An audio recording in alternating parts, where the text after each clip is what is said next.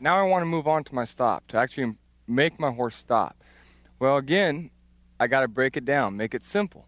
I can't make the whole horse stop, so what I'm going to do is I'm going to make one foot stop. And how I'm going to do that is use that by disengaging his hindquarters. Now, this is the engine of your horse, right here. The hindquarter is the engine. So what I want to do is learn how can I control this engine. If you look at a train, when it starts moving, everything from behind is pushing it. So even if you put the front brakes on, it pushes that train. So what that train has to be able to do is get the hindquarter out of the way. So that's what I'm going to do with this, with the horse here, is I'm going to control this hindquarter and just start driving the hindquarter back and forth each direction. And how I'll do that is by picking up one rein. As I'm going forward, I pick up one rein, and I'm going to hold pressure on this rein until that hindquarter moves over. And I'm going to release it and let him go. Now, if you watch, as I'm doing this, at first, he's still moving quite a bit. I release it and then let him walk forward. But if you watch his front foot, if I'm on my right side here, my right rein, you watch his right front foot, when he moves his hips over, it stops for at least one step. And I release it and let him go. So what I'm doing is I'm stopping a foot for just a second, just a period of time. So I pick up this rein, I'm going to stop the left front foot right there and then let it walk forward. So all I want to do is I want it to hesitate. Just hesitate.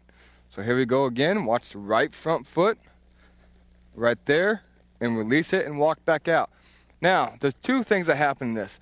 One is you'll get to where when you pick up this rein, you move the hips over, and as soon as you release it, right here, the horse stops. Now, that's not a mistake. That's a good thing. But what I'm going to do to flash here is I want to keep going on it. So when I pick up the rein and I move the hip over and that foot stops, I want to drive him back out with both legs evenly and make him keep walking forward. So I move the hip over and then drive him forward.